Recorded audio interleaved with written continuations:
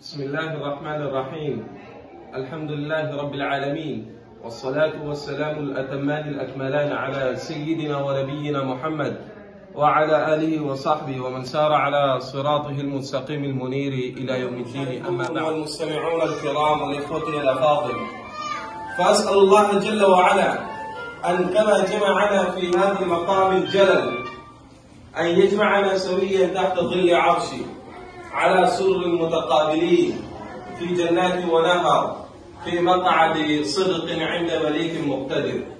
وأسأل الله جل وعلا أن يرزقنا العلم النافع والعمل الصالح، وأن يرزقنا من الفهم عنه وعن رسول الله صلى الله عليه وسلم ما يبلغنا درجة الصديقين والشهداء والصالحين وحسن أولئك رفيقا. هذه أبي بدر من أمنياتي أمنية أن أتقدم بمقاليدي الخشنة التي تحمل بين طياتها تجربة إنسانية عميقة. كما ترون أيها الأفاضل، الدراسة وثانيهما التبليغ اللذان كانا منهج واحد والآن قد تشتتا، فهم نزلوا بميدان إفراد أن يوحدوا هذين المنهجين، فيرجى منهما أن يبدأ مناقشتهما بالحمد والصلاة على روح الحبيب محمد صلى الله عليه وسلم. وعليكم السلام ورحمة الله وبركاته. أخي الحبيب، أريد أن أناقش معك حول التبليغ والدراسة. أي أفضل، الدراسة أم التبليغ؟ أفضل الدراسة. لماذا؟ لأن بسبب الدراسة الإنسان يحصل على كل معرفة. وأنت لماذا تفضل التبليغ؟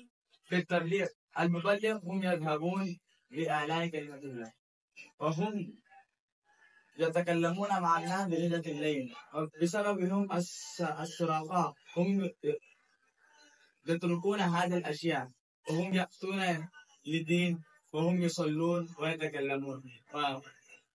الدراسة، أنتم تدرسون، أنتم تذهبون إلى بلادهم ولإعلان كلمة الله.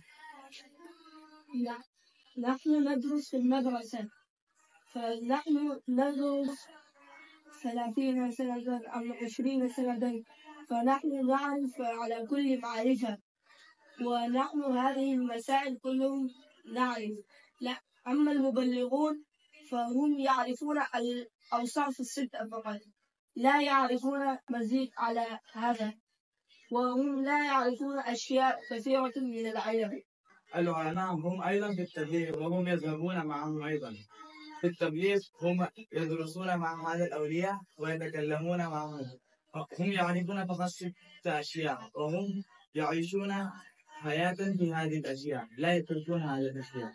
العلماء يذهبون في التبليغ ليس يدرسون هذه الأشياء كي هذا الناس يعرفون، فهؤلاء يدرسون له، بل هم يدرسون هذه الأشياء وهذه الأوصاف كي نعرف. انظر يا أخي، نحن نذهب إلى أكناف العالم لإعلاء كلمة الله، أما أنتم تجلسون في غرفة واحدة ويدعون لإعلاء كلمة الله. وأي أفضل، التبليغ أم الدراسة؟ يا أخ، انظر، أنت تعلمت الأرقام ال6، ومن علمك هذه الأرقام؟ أنتم تعلمتم هذه الأرقام من كتبنا، وأنتم تقولون نحن نذهبون إلى بلاد الكفر ونتجولون، فمن أين علمتم هذه الأرقام؟ أنت صحيح، أنتم علمتم الكتب ونحن نبلغون هذه الكتب إلى أنحاء العالم. هذا أفعالك، لماذا لا تبلغون هذه الكتب إلى أنحاء العالم؟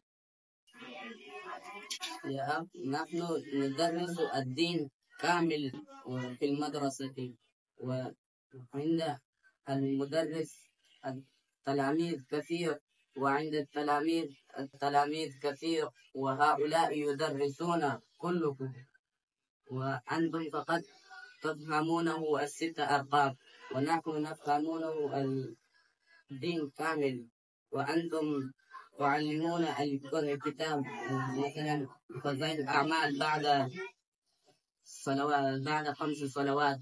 فلماذا أنتم تعلمون لهذا الكتاب؟ من ألف هذا الكتاب؟ وألف هذا الكتاب الشيخ محمد زكريا، وهو كان مدرسا في المدرسة.